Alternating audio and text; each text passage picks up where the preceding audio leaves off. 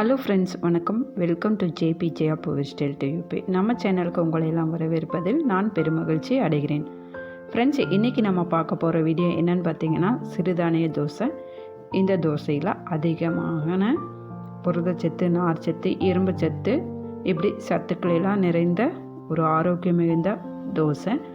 வாங்க அதை எப்படி செஞ்சேன்னு சொல்லி வீடியோக்குள்ளே போய் பார்த்துடலாம்.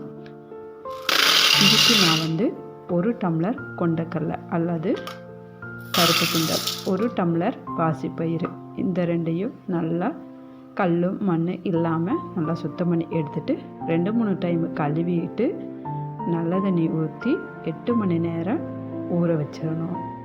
இப்போ பார்த்திங்கன்னா 8 மணி நேரம் கழித்து நல்லா ஊறிடுச்சு கொண்டக்கடலையும் பச்சை பயிரும். இதே நம்ம மிக்ஸி ஜாரில் சேர்த்துட்டு இது கூட 2 வரமிளகாய், கொஞ்சம் உப்பு, கொஞ்சமாக பெருங்காயத்தூள் இதை சேர்த்துட்டு மிக்ஸி ஜாரில் நல்லா அரைச்சிக்கலாம்.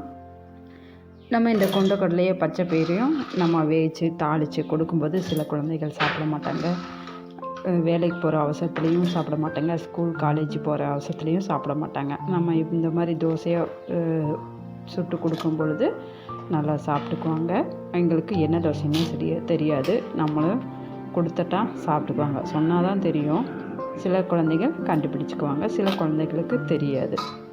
மிக்ஸி ஜாரில் சேர்த்துட்டு நல்லா இந்த மாதிரி அரைச்சிக்கணும். நம்ம கொஞ்சமாக மிக்ஸி கழுவுன தண்ணி மட்டும் சேர்த்துட்டு கலக்கி தோசையை ஊற்றுற அளவுக்கு நம்ம கலக்கி வச்சுட்டு நம்ம அதுக்கப்புறமா தோசை ஊற்றிக்கலாம்.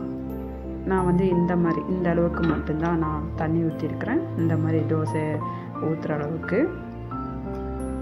இதில் நம்ம வெங்காயம், மிளகாய் இதெல்லாம் தாளித்து போட்டு தோசை ஊற்றி கொடுக்கலாம், அடை தோசை மாதிரி, அல்லது இப்படியும் வெறுமனையும் கூட தோசை ஊற்றி கொடுக்கலாம். நான் இப்படியே தான் தோசை ஊற்றி கொடுத்தேன்.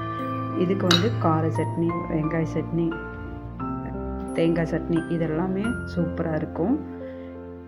இதுக்கு நான் கார சட்னி தான் செஞ்சு கொடுத்தேன். நல்லா இருக்குது அப்படி சொல்லிட்டு சாப்பிட்டாங்க பிள்ளைங்களும்.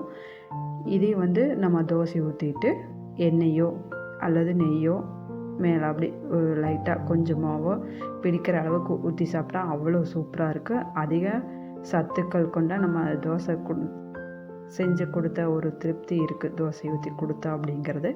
நம்ம அடிக்கடி வாரத்தில் 1 நாள் 2 நாள் அப்படி செய்யும்போது நம்ம குழந்தைங்களுக்கும் நல்ல சத்துக்கள் போய் சேரும், நம்மளுக்கும் நிறைய சத்துக்கள் கிடைக்கும்.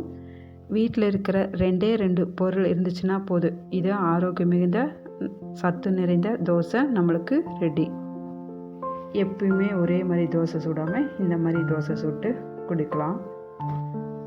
இந்த வீடியோ உங்களுக்கு கண்டிப்பாக பிடிக்கும் நான் நினைக்கிறேன். பிடிச்சிருந்தா வீடியோக்கு ஒரு லைக் கொடுத்துட்டு நம்ம சேனலை சப்ஸ்கிரைப் பண்ணிவிட்டு கூடவே பெல் பட்டனை அமுத்தி ஆல்ங்கிற ஆப்ஷன் கிளிக் பண்ணி வச்சுட்டிங்கன்னா நான் எப்போல்லாம் வீடியோ போடுறேன்னா அப்போல்லாம் உங்களுக்கு நோட்டிஃபிகேஷனாக வரும். மீண்டும் அடுத்த ஒரு வீடியோவில் உங்களை எல்லாம் சந்திக்கும் வரை நன்றி, வணக்கம். தேங்க்ஸ் ஃபார் வாட்சிங், thanks for supporting, keep supporting.